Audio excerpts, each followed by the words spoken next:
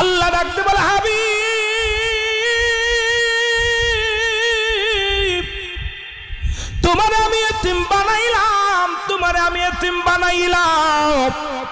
আমার নবী কেমন এতিম ছিল গো, পৃথিবীর মধ্যে এমন এতিম ছিলেন যখন 6 মাস গর্ভে মায়ের দুনিয়া থেকে বাবা বিদায় হয়ে গেছে, এই দুনিয়ার মধ্যে যখন 6 বছর বয়স রাসূলুল্লাহর মা চির বিদায় হয়ে গেছে।